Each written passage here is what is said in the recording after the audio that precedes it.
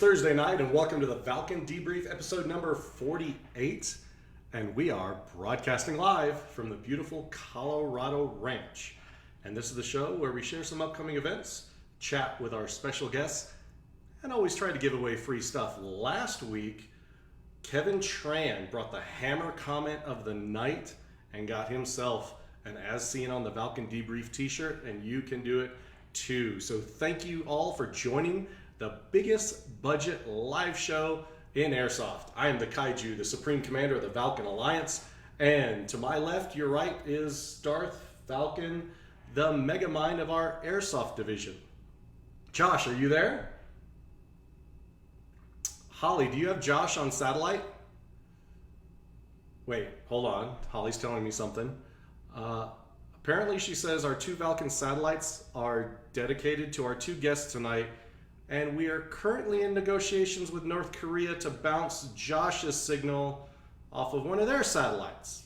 Okay, so we'll see if Josh joins us this evening, and well, he will be joining us if North Korea allows us to piggyback off one of theirs. Tonight's production crew is Holly up in Control Room B, and intern Eric. Because we lost another intern last week, Charlie got fired, didn't even last a week. We'll see what Eric can pull out today. And give it up for the best artificial intelligence moderator in the industry, Mod 2.5. Hit that like and hit that share button. Heart it out for the Mod 2.5. He or she, it's AI. It's gender neutral, is in there. Say hi to our Mod 2.5. Hit that share button. Tag somebody in the chat. It's real easy. I'll show you just like this. I'll tag Woodcock. Woodcock, where is he at? There he is. And bam, tag a friend. Tag more than one friend. It's really awesome. Oh, Facebook has stopped. Man, we broke the internet already. So, as always, we have a tradition here on the live show is the first poster of the night and get our overachiever award. And unfortunately, it wasn't Phil. Phil was like 2 minutes early even before the stream started. So the overachiever of the night goes to Bruce Allen from Mutiny Airsoft. Congratulations, Bruce, for, you have nothing else better to do tonight than be on the show and be the first comment. So, how can you all out there in live social media land help us on the show? Well, it's very simple. All you do is head on over to ValkenAlliance.com, and if you haven't joined up and signed up, go ahead and do that. But there's also a tab over there, shop tab, where you can get one of our two t-shirts, Join the Alliance or As Seen on the Valken Debrief t-shirts. Just order right there. All the proceeds go to our store, or actually the show, not our store, to the show, because we could not do this show without everyone out there signing up. Also, if you can see the little clip on your screen that Holly's brought up, there's what the electronic online form looks like to go sign up. So once you also sign up, be sure to head on back over to Facebook, search Valken Alliance, and you'll see a bunch of groups based on your region where you can connect and hook up with other Alliance members in your area, share events, ask where local fields are, where local events are taking place, who's the best tech in your area. It's really simple and easy. So there we have it. We are got to give a shout out to our sponsors. So real quick, while we are waiting for Josh to hop in here, we have a quick commercial break really fast. We'll be right back after this commercial break. So Holly, go ahead and roll it. Hello, this is Chris from Enola Gay, and you're watching the Valken Debrief.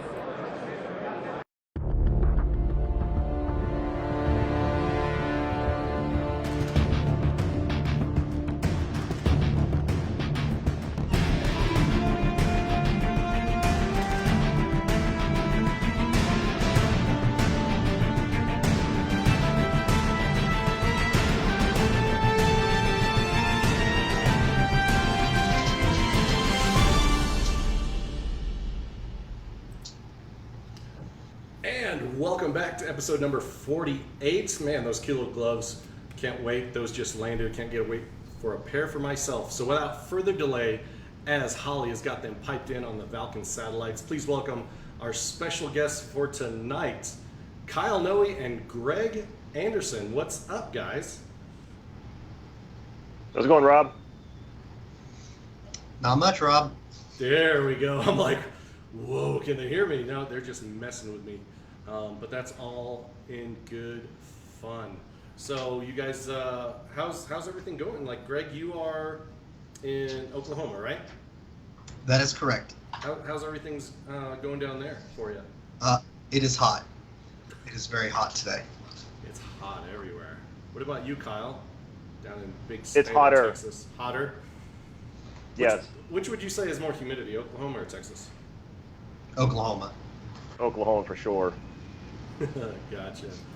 So tonight we're gonna kick off our Q&A period in just a couple minutes, but first we're gonna do the 2-minute event update. And guys, just so you know, the audience won't be able to see you, but they'll still be able to hear you. So if you have any comments about the events that I'm about to rip through and try to get it done in under 2 minutes, feel free to chime in. No big deal. So, and then we'll kick off our Q&A portion. So for those of you watching, please hit the like, hit the share button. We've only got up to about 25 live viewers. Let's get up over 50. So hit that share button and we'll kick it off with events. First up in the Midwest region, July 28th, 10-8 Tactical in Oklahoma City is having their grand opening. So if you're in the Oklahoma area, be sure to swing by and check that out. In our southern region, also on July 28th, GPX Paintball and Extreme Airsoft in Hudson, Florida is having Code Night Wolf. It is a night game that they'll be running next weekend. And coming up after that, in the Midwest region, August 3rd, Codename Thunder 15, or Codename Thunder, is hosting Thunder 15 at Legacy Adventure Park in Lockport, Illinois, August 3rd. So that's up in the Midwest region. Moving over to the West Coast, Pacific region, August 3rd through the 4th in Corona, California at the German Ren Fair Village. Operation Lion Claw's Military Simulation Series is hosting Cronenberg Rising. That is a Friday into Saturday event down in Southern California. And moving back across the U.S. to the Northeast region, August 10th through the 11th in South Kingston, Rhode Island, Extreme Airsoft in Rhode Island is hosting their 9-year anniversary event right there at their store. It is a 2-day event, August 10th and 11th. Moving back to the Midwest region, Center Mass Airsoft on August 11th in Kansas City, Kansas is hosting Operation Extraction. Operation Extraction. So another good one there if you're in the KC area. And moving over to the Rockies region, a little west, August 18th and 19th in Sedalia, Colorado, which is about an hour and 15 minutes here from Colorado Ranch. Hard Strike Milsim is hosting Bloodlines Machina. We'll actually be set up there, myself, Darth Valken, and Falcon Phil from the Colorado office, and setting up there supporting Hard Strike for that event. Midwest, August 18th. This is one I'm looking forward to in Hobart, Indiana. Blast Camp Paintball and Airsoft, with the help of Cobra Airsoft Legion, is hosting Battle of Naboo. This is a night tracer only glow-in-the-dark BB event. So you can't play unless you have a tracer unit and glow-in-the-dark BBs. So Battle of Naboo, they always do a great job of putting on Star Wars themed events. Moving back over to the Rockies region, August 24th through the 25th in Brighton, Colorado, American Paintball Coliseum hosting Friday and Saturday the Battle of Chernobyl 5. That'll be a night zombie game on Friday night and a scenario-based game on Saturday. Then heading back over to your part neck of the woods, Greg, we're going to, on September 1st and 2nd in the Midwest, over Labor Day weekend in Wyandotte, Oklahoma at D-Day Adventure Park is War Game Oklahoma. So D-Day has always been known for their big 2-day paintball scenario event, and this is their first to try to do a 2-day airsoft event in-house. So we'll also be set up there supporting D-Day Adventure Park. They are Valken Field.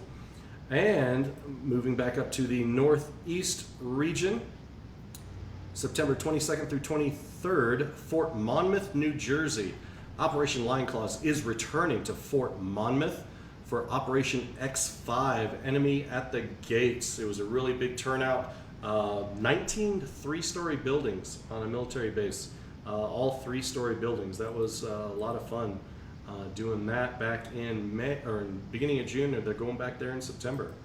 Last but not least, in the South, October 5th through the 7th, and I don't mean last of the year. This is just how far we're going out tonight. In Blakely, Georgia, Centurion Milsim is putting on Oscar Mike 2018. Bubba Moore and the crew for Centurion are putting on that Milsim event.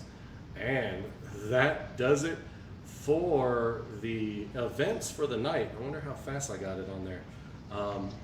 Just still hanging around at 25 viewers. Let's hit that share button, get it back up. You guys still with me? Folks can see at home. Yeah. Still Awesome. here. Awesome. All right, we're doing good. We're right at the 16-minute mark. So we're gonna cut to one more commercial, and then it's our Q&A time. So check this out. Another message from actually no, this is an event. Airsoft. Holly's telling me it's an Airsoft event video from OpX back in June, since we were talking about that. So while you're checking this video out, hit the share button, hit the like, tag your friends, get them in here, and we'll be right back after this quick event video. Hi, this is Virgil from Historic Blast Camp Paintball and Airsoft, and you're watching the Valken Debrief.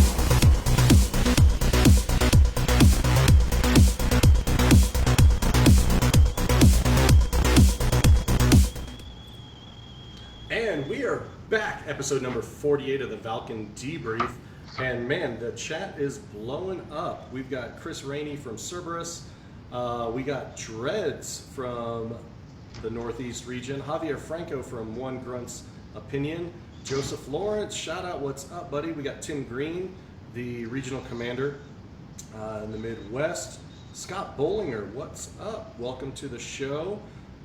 And we got Christine Saltsider from Nemesis Milsim in the house. Cade the Legend Yates, also in Oklahoma. You two know that guy? Cade Yates, does that name sound familiar? I'm really bad with names. We got That's funny. He's not being sarcastic. Yeah, what's up, Cade? We got Braden Coburn, Marcelo Alcon from the Steel Reapers here in Colorado, Michael Bright from the Great White North. Hey guys, thanks a lot for showing us your love. Man, we got Lucas Pieter Kusi from from Europe. Look at that. John Bond also in the house. So, guys and gals viewing, if you got a question for Kyle or Greg throughout our question and answer period, and last week we had a great time with Josh and Kyle. Things were blowing up. You guys had some great questions. We were talking about game design. So now we're moving into a topic that has been asked by you viewers about our opinions about airsoft commanders, and several other smaller event producers reached out and had some questions too. And so we're going to be talking about that today with our SMEs, because you guys are old as dirt. You're old as I am, right? Yeah, for nobody else knows what that means. I know. I know. So to kick us off, to kind of get us going in the right direction, let's talk about the different styles of commanders.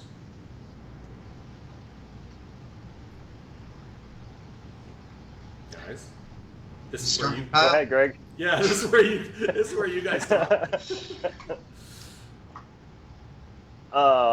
I guess I can start. So I guess it depends on what you mean by the different styles of commanders, but I mean, I'll kind of highlight some of the differences between the ones that I kind of know, and it's all a graduated scale. I mean, you know, there's everybody's going to fall in between, but you have commanders who are basically, you know, promoted platoon leaders, if you will, and that kind of goes, you know, one way, and then you have the other emphasis of commanding, which I guess is kind of more my style, which is I'm there to organize, and I'm basically large overhaul game plan, and then, you know, but that was kind of, you know, about it. And I held stuff pretty close to the chest, but it was more like organizational in front of time, and then just make sure everybody's on the comms. And then you have the extreme, you know, planners, if you will, and I'd say Greg's into the extreme planning side of the house. He loves that planning, which, you know, it just depends on what you're looking for. Also depends on the yayo and everything else. So it just kind of depends. Greg, what about you? Oh, different types of commanders. I mean, I think Kyle hit on the two big groups. You know, you've got Kyle likes to just show up and just assess on site. He likes to get the basics down and that's it, whereas I did enjoy more crafting missions specifically for different teams and specific platoons, and trying to build specific games for each of those platoons so that they all were doing what they wanted to do. But yeah, for the most part, those are the two big types, and then of course you have the multiple types of bad commanders. I don't know if Well, no, let's go we're there. getting into that. We Let's ain't got go that there. kind of time, Greg. Oh yeah, we do. We're just starting. no, We're we just don't. starting. So I would say the good commanders are those big types. Those are the guys who are going to show up on site, react to things, you know, and do a really good job like Kyle. And then the guys who plan, kind of like I do. But then you've also got a much wider range of types of commanders when you start getting into bad commanders. You've got the guys who are there for glory, and they're there for the wrong reasons. They're not doing a good job. You've got your guys who are there because they like winning, which not the right reason, because you're not always going to win. And Wait, you're not there to win? What? should, in my opinion, commanders should not be there to win. And then, those are your two big bad types that you want to stay away from. Those kind of commanders at all cost, and focus on guys who are there for the game and the players and the players' experiences. Gotcha. Javier Franco says, commanders are not useful. Better off just shooting them and moving on. Complete anarchy. Anarchy. You guys still feel that commanders are necessary, right? I absolutely do. I think that a good commander can facilitate the game, and I think we have some questions later on that will lead into why so many of those commanders are in those first two categories of bad commanders. I think some of the questions later on will lead into that really clearly. But for the most part, in his experience, he probably just has a bunch of really bad commanders who are there for the wrong reasons. Gotcha. Kyle, there's actually, Tim Green is actually on a question just for you because he can see all that kit hanging out behind you. How many separate kits do you own? I don't know what a kit means. Loadout, maybe? Oh, I don't know. I have a crap ton of backpacks, a crap ton of other gear, but I've only got like a couple plate carriers and a couple chest rigs, and I don't know. I've got crap all over the place. I don't count them. Well, it's actually okay. So, well, this is an actual that leads into another a commander related question. Do you guys actually have commander specific loadouts that are different than like your run and gun loadout?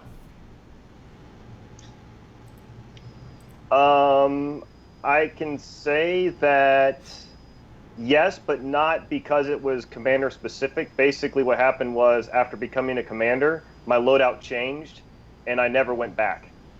So I figured out that I don't really need, I don't need the mags anymore. I'll be honest with you, I don't think I've carried more than 4 mags to an airsoft event in 5 years, 6 years, never ran out of ammo. You just use the things called the sights. They're normally on top of the gun, and you don't need quite as many rounds. And so ever since I went to the chest rig route, I haven't really seen a need to go back the other way. So it's chest rig and like a battle pack, little small backpack. Of course, you can never find the right one, hence the 25 backpacks. And that's about it. What about you, Greg? Oh, and like radios and extra batteries all day. Yeah. How many radios? Sorry, Greg. Kyle, how many radios do you normally run? Do I own or do I run? Do you run typically when you're in command? Normally I have 1 radio plus a backup. So I have 2 radios, but I only monitor 1 channel. I make everybody else monitor my channel. I'm not going to them. Gotcha. Sorry, Greg. Go ahead. What are the different loadouts that you have as a commander? I carry 2 radios and that's it when I'm a commander. So that's the only difference between. It's like you carry 2 radios. Do you have them like piped in one in each ear, or are they all going in the same? No, I apologize. My second one's a backup. Everybody gets on my command net. So you make them all come up to you. Love it. Well, no, I normally have. I typically, I know Kyle doesn't do this. I typically have a fob, and so my fob's taking most of the traffic on the radio, and they have the capability to reach out to anybody they need to. I sit on one frequency. And if I need to say something on the comms, I do. But for the most part, I let my command staff handle the traffic on the radio. Gotcha. But I don't carry a kit. At the most I'll carry a pistol. So far, mod 2.5 is showing us the first hammer comment of the night from Javier Franco. If the commander didn't go to the Valken War College and not have multiple airsoft deployments under his belt, I can't endorse him. Wow. Javier bringing the first hammer comment. Guys, bring it. Guys and gals watching, your comments are definitely great. Keep bringing your questions. So, expanding more on the commanders, what kind of responsibilities, in your guys' opinions, are expected to be a commander? And amongst our chat earlier in the green room, we need to define that as, first paid and unpaid. So let's talk about unpaid first, since that seems to be the easiest. What do you think the expectations are for an airsoft commander if they are unpaid? You can't have expectations of somebody you're not paying. So if they're unpaid and they don't show up, I mean, if they show up at all, I guess you're doing pretty good. Outside of that, that's about it. I mean, you can't hold people responsible. Well, as a promoter, you can't hold people responsible for what happens if they're not basically working for you. Greg? Unless Greg disagrees. No, I mean, from a promoter's standpoint, that's completely correct. From you volunteering to be that commander who's doing it for free, I think the only responsibilities you should take on, if you agree to do that for free, should be your best within the parameters of the game that you're playing, to make sure everybody's having fun.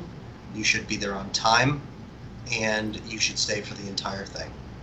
Other than that, there shouldn't be any other expectations if you're doing it for free.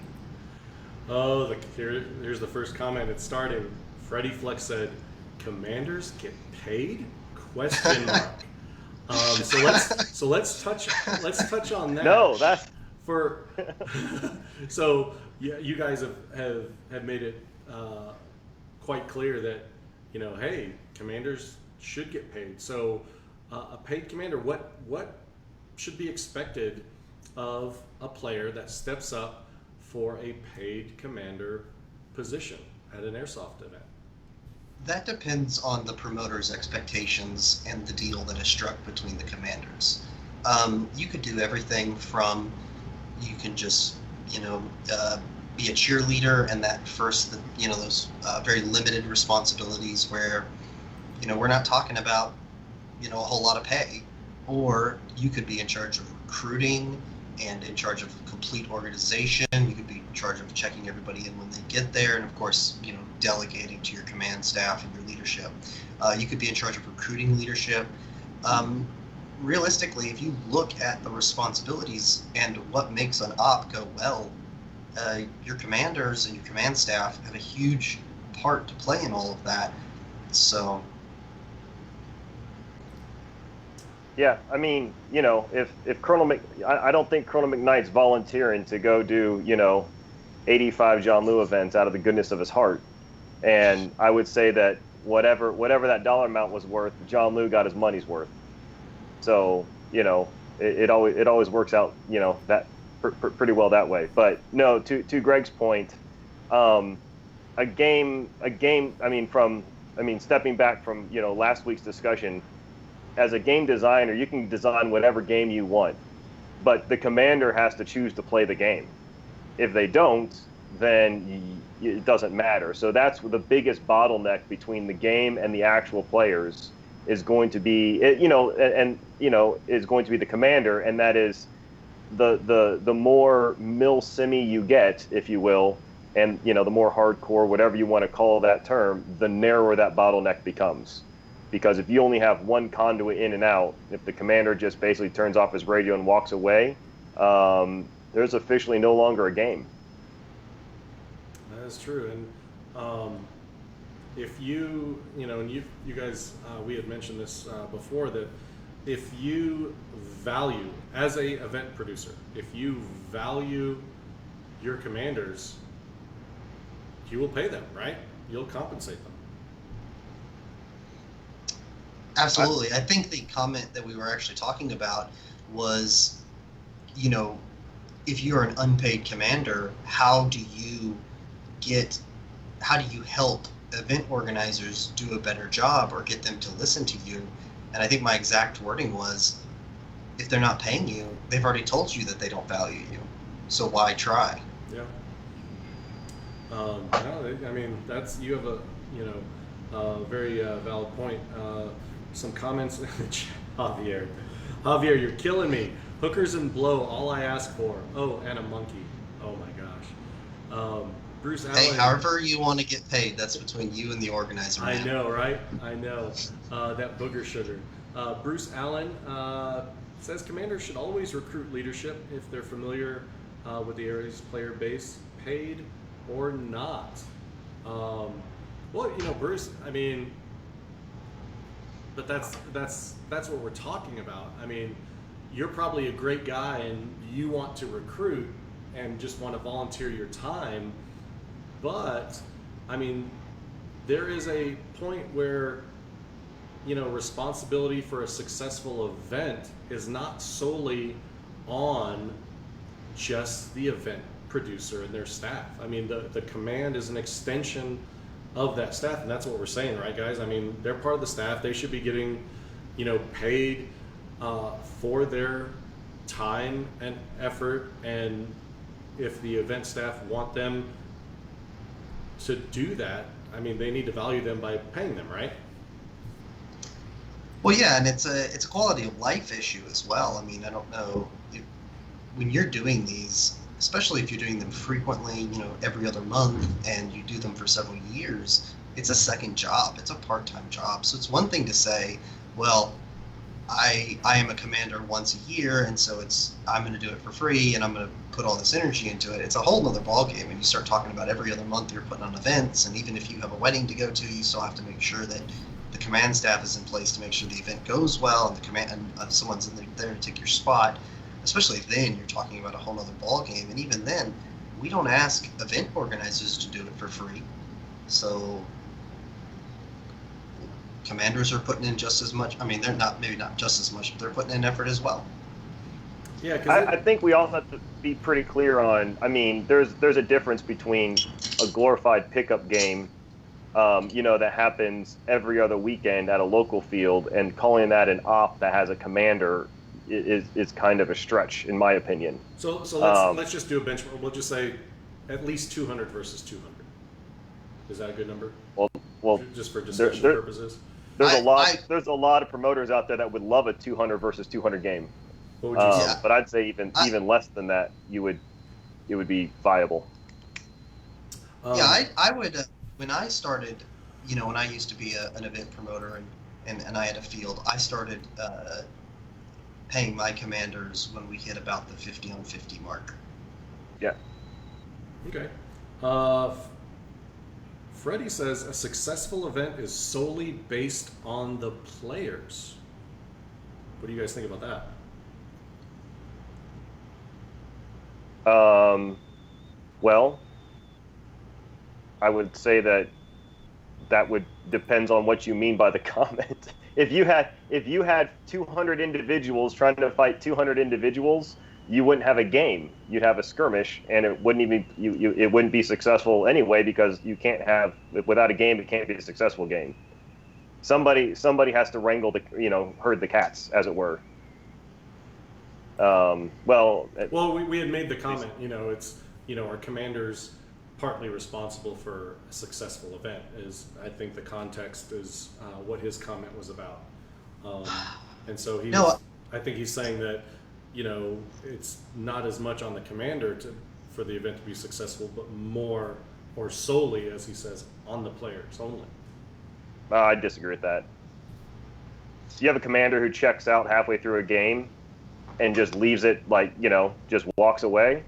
You'd have complete and utter chaos, and then it's basically you'd have to re-elect the commander mid-game to try to take over, to try to figure out where all the different groups are fragmented. Now, once again, that depends on the size of the game, but if you actually try to do any type of tactics outside of hey, you and your 5 friends go over here, and just repeating that for 200 people. If you want to be an actual milsim game instead of just, hey, everybody wear the same camo and we'll show up and shoot each other, somebody's got to organize that. Gotcha. And he's commenting. I guess he's trying to clarify. You need player buy-in. So, I mean, do commanders have any influence on player buy-in? Oh, absolutely. I mean, I remember it was the second year I was a commander, and we had strategized and built a big plan, and we had about 100 players that were super excited to do one thing, and then we get there on site, and because of the situation, we weren't able. The plan wasn't going to work the way we wanted it to, but we made the decision to still go ahead, even though we knew it was going to guarantee that we were going to lose that game. But it was 100 players. They had been bought in to doing that role, and they wanted to do that. And that is what a commander can do, is facilitate the buy-in. They can prep people. And this specifically, they were tired of being line infantry, and they wanted to set up ambushes and try to fight the vehicles. I'm sorry, Greg. Were those L-shaped? L-shaped ambushes. All right. I just want to make sure. Kevgar's still out there. I don't know. We'll see if he makes any comments. Because my personal favorite is the Q-shaped ambush, but a lot of people keep talking about this L-shape, and I don't understand the point. Well, anyway, but so I think the commanders can do a whole lot. They can facilitate roles that people want to play. They can get people motivated to do new roles. They can use those, because a lot of people want to feel like they're a part of the bigger picture. You know, I remember a group of guys who wanted to build an artillery piece, and they'd been wanting to do it for 5 years. And we sat down with them and we talked about how we were going to actually integrate that into our mission and into our strategy. And so they got pumped up. So this one weekend turned into a 3-month project for them, because their commander was actually going to use their artillery piece. And so I absolutely do think, to answer your question, that commanders can help with the way, the player attitude on site and their buy-in. I would say they're pivotal on that. I mean, you can tell, there's plenty of times when the losing team is still at really high morale, and there's other times where the quote-unquote winning team has really low morale, and everything in between. And that's why, if you're concerned about winning, it becomes a problem pretty quick, fast, and in a hurry. But I would say that if the commander doesn't have the buy-in and doesn't have the leadership to get other people to buy in, it's never going to be a very effective game whatsoever. And we've got a couple good comments here. Javier says, good event producer creates the right player culture first. If the player culture is trained right, then the players will give themselves to the experience. You could have a great commander, but if the player culture is not right, set by the event promoter, then the commander cannot be successful. Agree, disagree? Or I think that caveat. I think that without a doubt, the top of the pyramid of the one who has the most influence on how that game can go is the event producer. However, right below them, I think, are the two commanders. So I think that I 100% know I have been to major ops where for whatever reason the producer did not do a good job, and we were still able to have a good time. And I was able to do that as a platoon leader. I was able to make my guys have a good time. I was also able to do that as a commander and make my guys have a good time. So I think you can still do it, but yeah, it's more difficult if the producer did not think things through or do a good job. Gotcha. Oh, Mrs. Kaiju in the house. Kaiju is not allowed compensation at Javier standards. I guess I can't have the booger sugar, but we do have with those wonderful gummy bears here at all the Green Cross establishments here in Colorado, so you never know. Ross from Titan Milsim says, that's why staff should be commanders, just in case somebody walks out of the job. Unless they are a super trusted person, you have to protect your brand, protect your name. Well, absolutely. I've always been a big advocate of leadership should be staff from platoon level up. They should have, if I was a game producer, I would have required training for all those people. You could set up an online test or video on your website with a test so that anyone who wanted to be platoon level up could take your test, make sure they know the rules, make sure they know your stuff. You have a video they have to watch. We can do all that stuff on your website nowadays. And I absolutely would make every member of leadership an admin. So if leadership it comes from your staff, is your staff getting paid? I guess the question is what does staff mean? I mean, is staff like an in-game admin? Is staff like the guy who's like Alex Mulder, who's building the entire game and running the game? I mean, it depends on what exactly staff means. Does staff mean, one of the owners or whatever else of the company? I mean, I don't really know. It could mean a ton of different things. I would say that making a staff member a commander does not mean he's going to be good at it. You have to go find commanders who are good at being commanders first and foremost, and then make them staff, basically. You can't promote somebody into being a leader. It doesn't work that way. Well, that actually segues into our next talking point, because I've had some other event producers ask me, how do you find and vet a commander?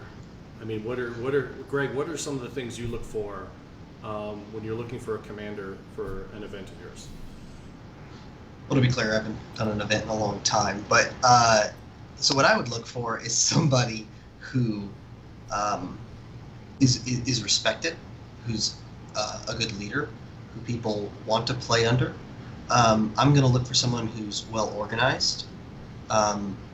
That's going to be a big thing to me. Organization, someone who's willing to put in the work, and someone who knows how the right balance of understanding that yes, you're the commander and they're supposed to do what they're telling you to, but also, don't yell and scream at these people. They're here for an experience. I definitely like, when I look for leadership, I like people who have the mentality of, the military unit I like the most is, the Green Beret example for Airsoft, because they're used to training militia. And the people I would consider who are my dads of Airsoft were both Green Berets. So, that's what I would look for, that mentality of people who understand they're going to lead militia, people willing to put in the work, and people organized. I'm sure Kyle has more to add to that. Well, Greg and I definitely have a different style. Greg's style is more feudal, and mine was more, ironically, of a officer corps and enlisted corps. So what Greg did is go out there and basically had, these titans, if you will, or warlords, as we like to call them, and they were in charge of their own group of dudes, and they'd show up and they'd do this, that, and the other thing, and they were very effective, no doubt about it. But when I started being a commander, I didn't know all those people, and that had kind of started to dwindle in the different areas, and it started being a lot more small teams, at least from what I could tell. And so instead what I did is basically build an officer corps where my leadership team was my team. It wasn't, the platoon leaders weren't, the top leader of this group of 40 people. There might have been that guy in that group, I don't know. What I did is went out and built my own team of leadership and just, appointed them over these groups of different people. And I ran the game like that. So I had, influence areas and things of that nature, which made it a lot more, it made it more effective to my particular style, because everybody on the radio was basically part of my team, not part of just, other people's teams. Well, and I'll say to Kyle's point, his style is more successful as far as your control over what's going on, and as far as your ability to win games. There's no doubt that Kyle has a better win ratio than me. However, the advantage to my style is recruitment. I went from 130 players my first Broken Home to 400 my second. And it was using that system of the local warlords and catering to those local warlords, giving them power.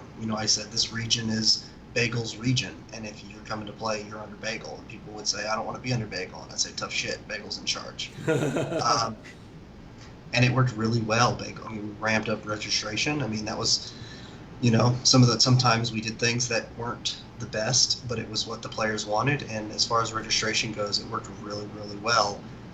So from a game, in my opinion, if you're a game designer, promoter, you want to find a commander who's going to do that.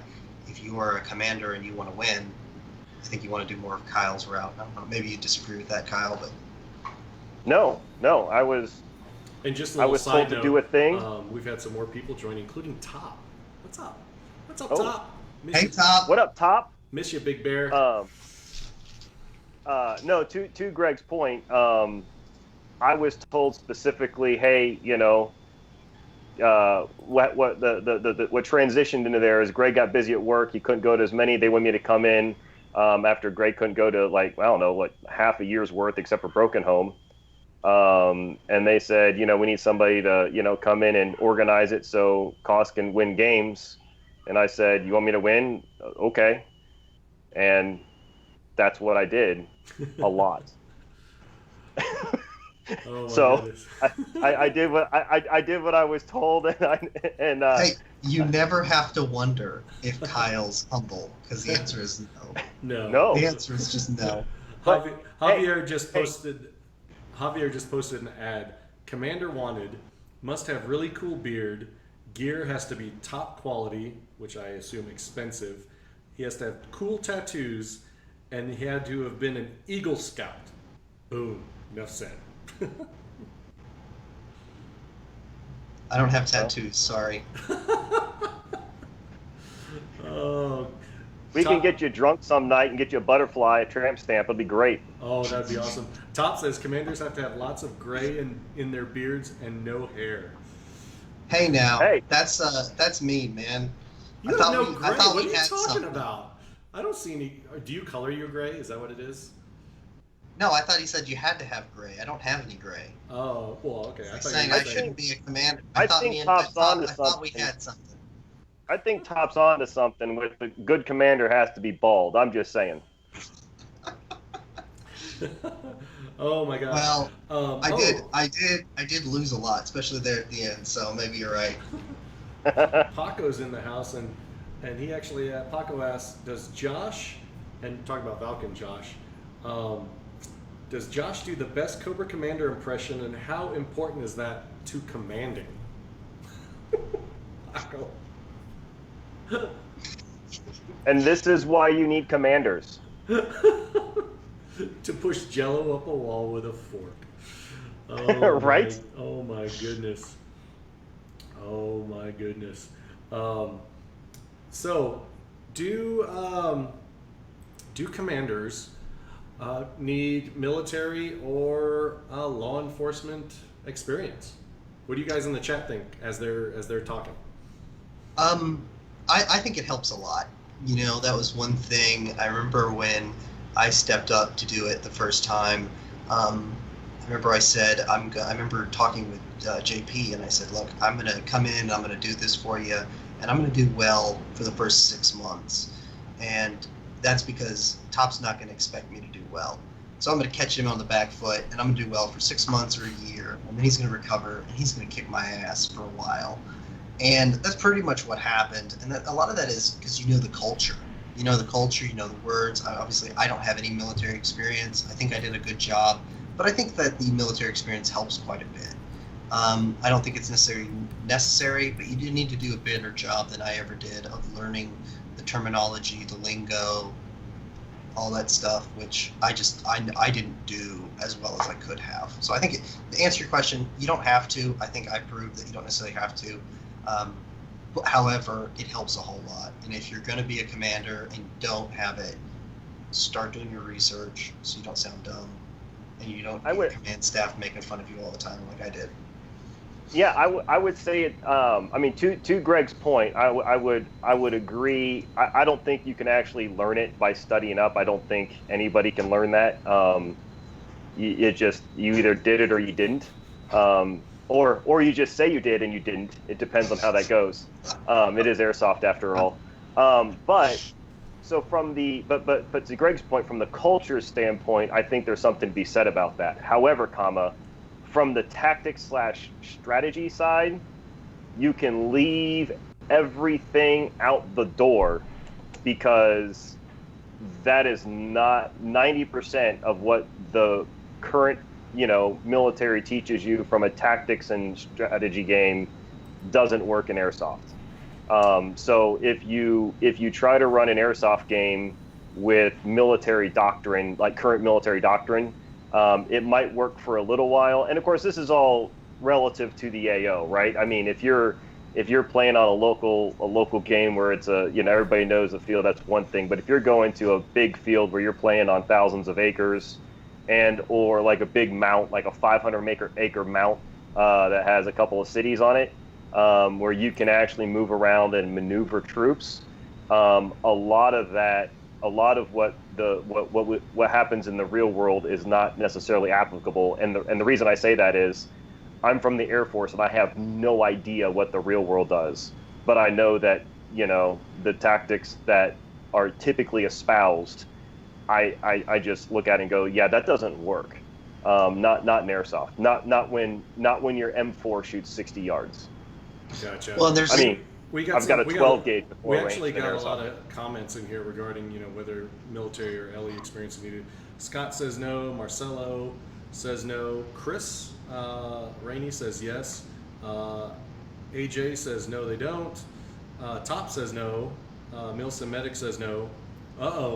Hammer time. Tim Green says it helps but not required. That is how you get L-shaped ambushes. Love it. Austin definitely a benefit. Joseph says I think it helps. AJ Senior says his son doesn't have any experience and has won all 4 Overwatch events put on by Dooms. Oh, Rod Mexico in the house. He says nope, they just need to know and understand their players, the playing field, and how to keep their troops in the action. So a lot of people are on the agreement of no. You need to know the game, understand the strategy, and know your folks. Hashtag. Yeah. Because Top says so. Well, I want to know what Woodcock says. I don't know. I haven't seen him pop in there. I mean, we've got Les Trooper popped in here, a few other folks. I have not seen Woodcock hop in here and ask. See, it's contagious. It's going to be a thing. I'm copywriting it. I'll sell these shirts later too. By the way, the Youth Feckless and the Woodcocks. You're going to register that IP, huh?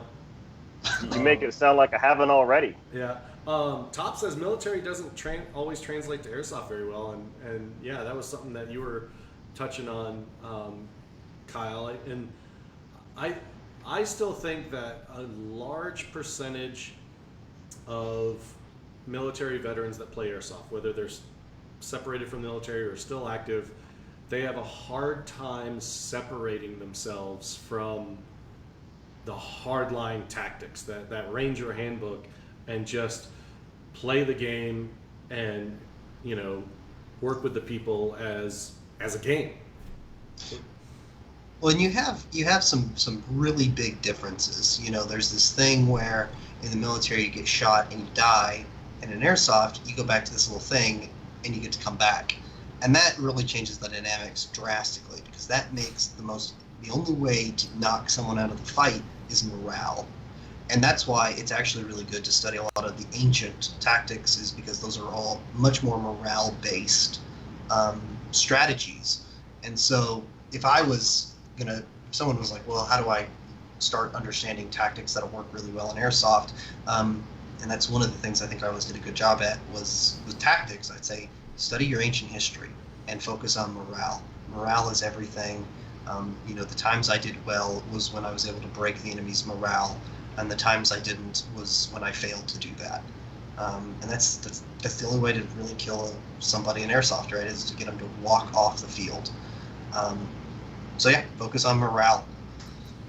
Hey, Kyle, you got one of your LTs and proteges in the house. Mr. Yuck himself just popped in. What's up, Yuck? What up, dog? Kyle's like, what up? I still remember my favorite quote of all time. Rick Kastner was complaining because cost was down like 40 some odd players, and he was like, dude, you guys are going to have trouble. And to quote Tony Stark, we have a yuck. We have a yuck. Oh my gosh, that's awesome. Our win streak was not tainted that game. Gotcha. how does an event producer keep good commanders? And should it be like should they always look for commanders per event, or should they try to keep them for an entire year regardless of where they're hosting an event in the U.S.? I think there's a lot to be said for keeping them for an extended period of time. There's a lot of consistency that gets built. It is a skill. You get better at it as you do it. So I think there's a lot to be said for keeping them for an entire year. And the best way to keep a commander is to pay him. Yes, there was a lot of ruffled feathers. They're like, paid. You know, we you know, because there are commanders in the chat that are like, we don't do it to get paid. But it still goes back to... Well, first of all, I don't know who those are, but most people have non-disclosures. Keep that in mind, too. True. But we're just going to assume that people and those are that don't probably have been doing it very long. Gotcha. I mean, it goes back to this, keeping good commanders, it goes back to compensation. Is it, I see a lot of event producers just say, hey, you don't have to pay a ticket. Some event producers say, hey, I'll get you here. You don't have to pay, and we'll put you up so it doesn't cost you anything. I mean, is that along the right track or what? That's the bare minimum. Bare minimum. Yep. I heard it got else. Yep. Doesn't matter the size of the event. You shouldn't have to pay if you're a commander because it's work. You're not just playing. It's work if you're doing it right. And from a game, an owner standpoint, you should want to pay them. You should want them to do a good job. You should want them to do it consistently and repeatedly. And you should respect what they're doing enough to do that. And so, if you're as a game organizer, you're saying, well, I'm going to give them a free ticket, and I'm going to cover their hotel, and that's good enough. I mean, you're telling them that right there is telling them what you value. I mean, how much you value them. So. And make no mistake, I don't want to make it sound like the flip side of that is, it's a lot of fun at first, right? So as you move up, I mean, Greg and I basically started playing Airsoft, 12, 13 years ago. You probably a couple years longer. I mean, it's way too long. I had hair back then. It was a long time ago. You did not have hair back then, don't lie. Well, it was there. I just had to keep it short. Now it's just not there. It's a whole different ball game. But at first, so it's kind of like anything else as you graduate through the different ranks. You start out and it's like, hey, I got me and my 3 buddies, and then you get a bigger team going. It's like, hey, now I'm a squad leader, and you think that you walk on water, and then you're a platoon leader, and for a fact that you walk on water. And then as you keep going up, the challenges keep getting different because you're learning new things, and some people like it and some people don't, and that's fine. And then you become a commander and you think, oh my gosh, I have all of the power and it's really fun. And then you find out that, oh, wait a minute, now I get to spend, 10 hours running Excel spreadsheet rosters. I have literally everybody asking me the same question over and over and over again because of their inability to read English, mind you, just English. And so that's fun for the first little bit when it's new and it's exciting and you're kind of relearning how to do it. But just like how people kind of got bored being a quote unquote squad leader and wanted to move up to being a platoon leader because of the new, more hard challenges, eventually after you're commander for a while, all you really want to do is show up with a mask on and go shoot some fools. Because it's like the circle of life. It's like, can I go back to being a private? And I mean, to Top's point, I remember Top saying one time, hey, we should get all of the OG guys together, go to a D14 game, and just run as a squad because nobody would know who we are, and we'll go find a 14-year-old and appoint him our squad leader. And he would be the most effective 14-year-old squad leader you've ever seen in your life because that would be fun. And that's kind of the cycle of it. So at first, people think, hey, this is fun, and I want to do it because it's interesting. But if you want to keep them around past it's fun, that the only way to keep people around past this is fun is getting paid. And if you don't want to do that, there's no way you can be a guy like Greg who drives registration if you don't keep him around, because you can't drive registration in a month and a half. You have to build those personal relationships. You have to build all that background leviathan of logistics and everything else to get the buy-in from those people time and time again. That's how you drive registration. So if you don't keep them around, you're not going to be a successful event producer, and then you're gonna have to pay them to keep them there. Otherwise, things come up, life comes up, and deuces, I'm out. I mean, I was literally spending the 3 months before Broken Home.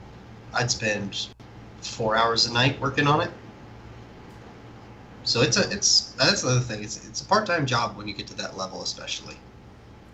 So, I mean, there's folks in the chat, and I guess there's all these differences of paid. I'm doing air quotes here, paid or compensation, because we do have several commanders, and yes, some might have NDAs, some might not. But you know, I'm very interested to hear from the people watching. You know, what is your opinion of compensation? And those that even haven't been commanders, that are just players, they're just grunts, they're just riflemen. I mean, what, you know, do you think a commander should get compensated? And you know, what do you think is fair? And there are some folks in there that are just have big hearts, like, I just do it because I love it. And I'm like, yeah, but it takes time away from your family, your job. I mean, you had to take vacation most likely from your work, right? So I mean, you know, there's got to be something given back. You know, not because well, let me rewind. Everybody thinks there's free stuff in airsoft, right? Everyone, where's my free stuff? Where's my free swag when I check in? So has this free mentality, you know, does that kind of spill over to commanders? Or I mean, what do you guys think? No, I think there's a plethora of people out there who are willing to be a commander, and that's great. And some of them might be willing to do it with little to no compensation, and that's great. And some of them might actually be good at it. I think that number would be lower, because as the adage goes, if you're good at something, never do it for free. But you have to prove yourself first. I mean, that's kind of the point. I mean, you can't just.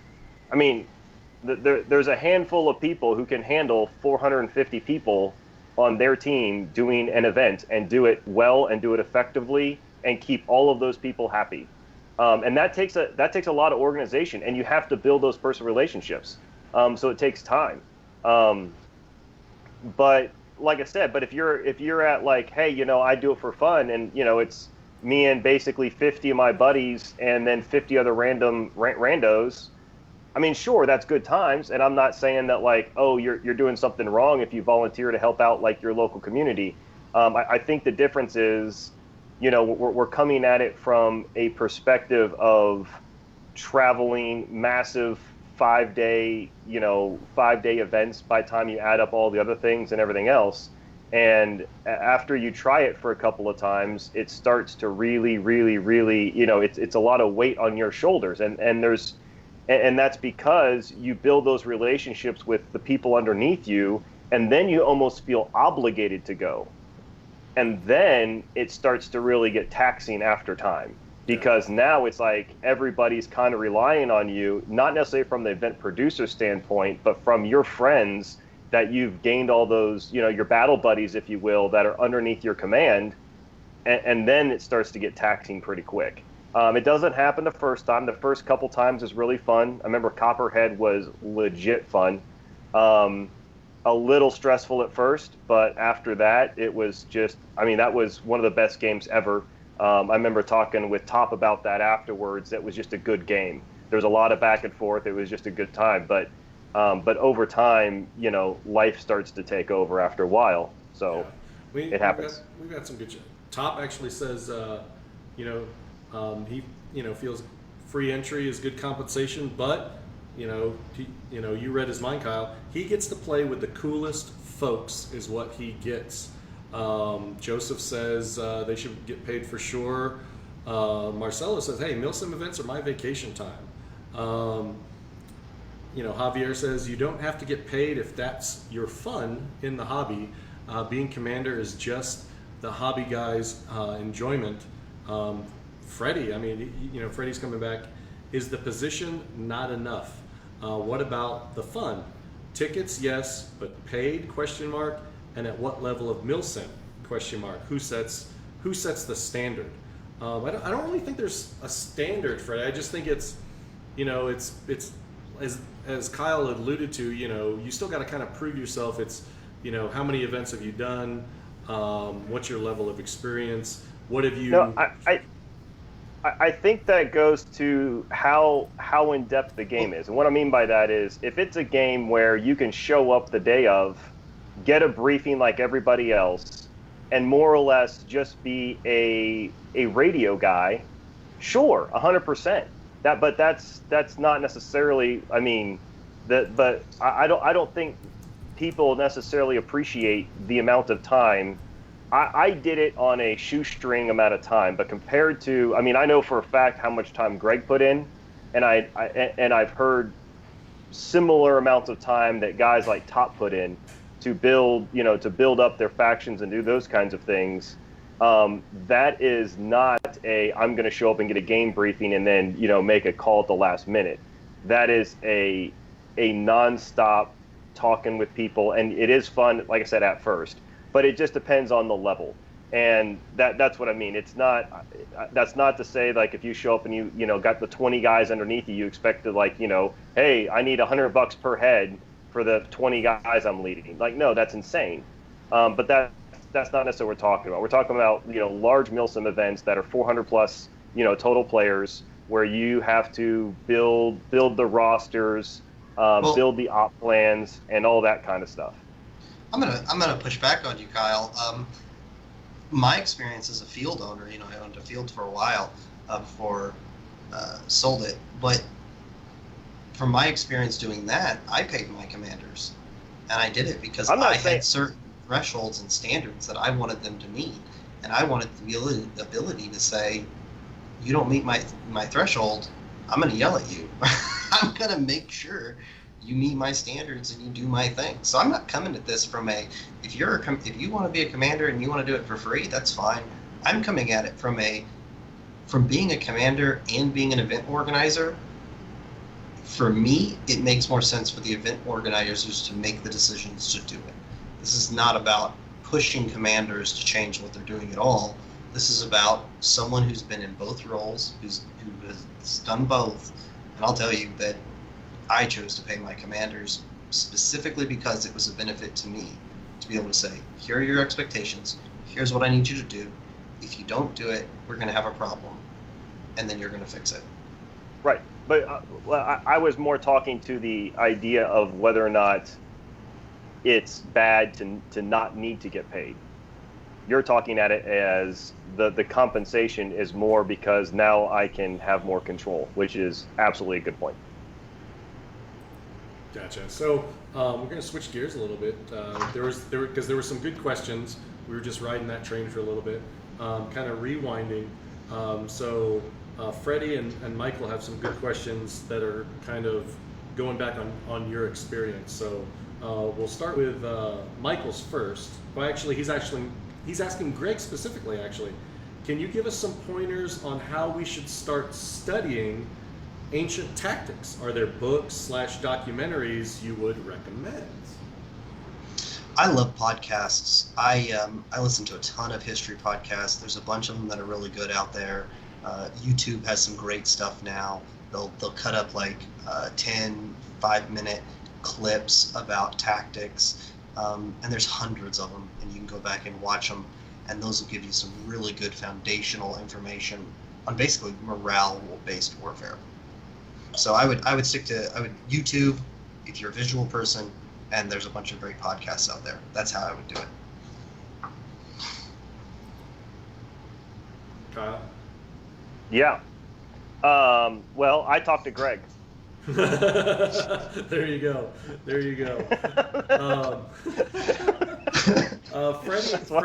Freddie asked, and this is for either of you, What is the best advice on rebuilding a unit inside of your command? What do you mean by rebuilding? Yeah, Freddie, Well, let's talk about a couple of those rebuildings. So let's say you had a platoon that had been a really functional platoon for you for a long year. Maybe it's a team, a long time, sorry. Maybe it's a specific team, and that the leader left and the whole team falls apart. That's a very common thing, and it happens in the life cycle. It's over the last 12 years, I've seen it many, many times where a team leader leaves and the entire team falls apart. There's nothing you can do about that. You're just going to have to pick another team from that area, or try to. Not to cut you off, he actually corrected himself. Autocorrect was screwing with him. He meant, what is the best advice on recruiting a unit inside of your command? That makes more sense, I guess. All right. So you're going to want to find an established player who's already doing really well, who already normally has a team or a following. And then you're going to want to give him authority. So it's going to take a couple of games. But you're going to want to have that guy's back. You want to give him authority. You want to make sure he's got the right personality. He can do the role. He's got what you're looking for. And you want to consistently have his back and give him that authority and build him up. And then what you'll end up with after about 3 events is he'll naturally just become the leader of that region. And then you want to make sure that that's a region. It's important that there's a local component, that he's playing with guys that he goes out for every weekend. And it's important to just make sure you have his back. If there's some team from that region who doesn't get along with him, you don't want to split that team off. It might be better to let that team just go to the other side. Like we sent several people over to UFS. We just said, hey, if you're not interested in playing under Bagel, UFS is great. And that's really what you want to do. You want to make sure to have that person's back and support him. So just make sure you do the right pick. Make sure it's someone who is going to be rational, not going to let power go to his head. I say a lot of this general stuff. Unfortunately, I don't really know how to get more specific than that, but that's how I did it, and it worked really well for me. And Kyle just doesn't recruit. I never did any of that. But you are good at maintaining numbers, right? Right. I was.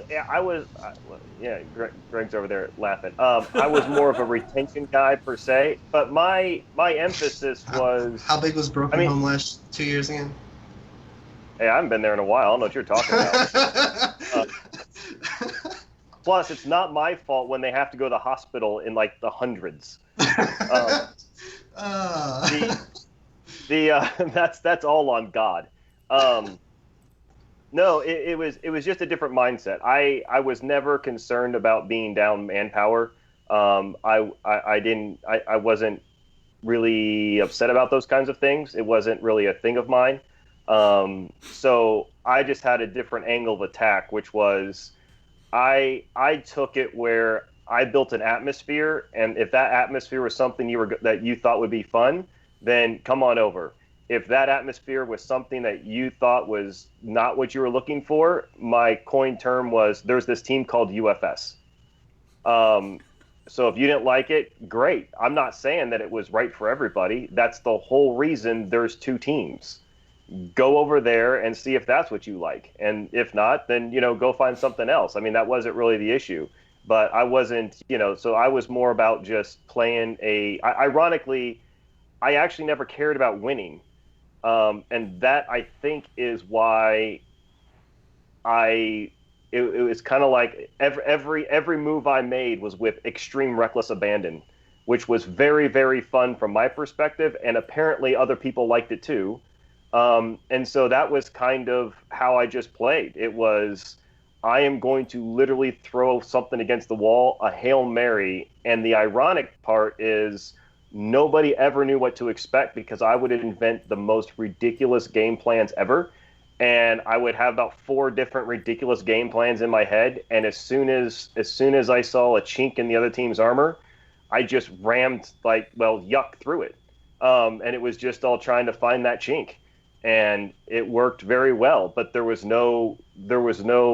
It was more about having everybody on tap for just that one big push, and then life was just fun after that. And you know what? If it lost, cool. You didn't actually die. Like Greg said, there's this really cool thing. It's called a respawn point.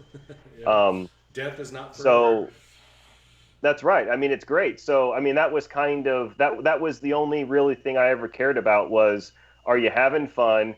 Is it enjoyable? And, you know, do you stay in the field as long as possible? And if you're not going to stay in the field, is it because you're not having fun, or is it because you're just dog tired? And if the answer is option B, good. If you're so tired of having fun that you want to go back to the hotel early, man, good on you, as long as you got your money's worth. There you go. Top says, amen, brother. Fist bump. Javier loves it. Get on board or go to the other side. Yuck. Honestly, I just miss beers with Top and candy. And I think, you know, it sums it up for tonight. Getting a little message from Holly that our time on the satellites has come to an end, and North Korea has denied Josh's access to piggyback on their satellite, so he's not coming in. But next week, we are coming back next week, and we're going to talk about game economics.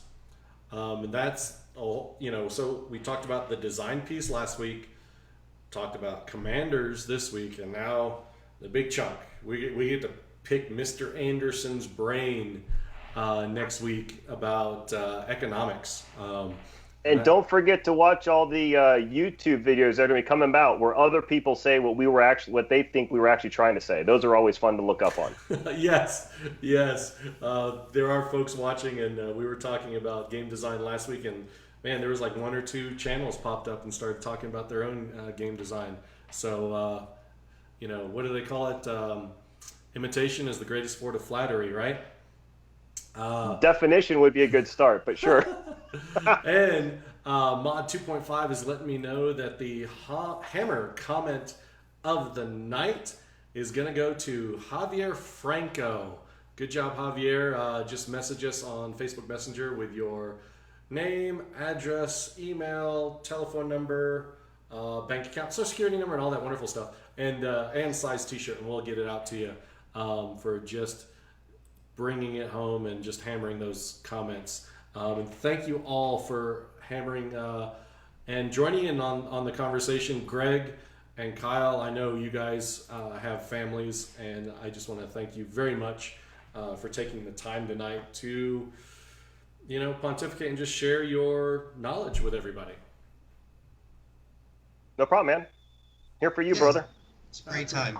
I appreciate that. We got to have like something. We got to get back together again. We got to get all this leadership back together. Just, you know, and it doesn't have to be airsoft. It could just be camping. We could just go camp and eat meat on flame and drink beer. Name a place and a brand of beer, man. I'm there. All right. So everyone out there, we will be back next week. Be sure to follow us on social media, on Facebook, Instagram, and YouTube. And thank you again for joining us tonight. Good night, everyone.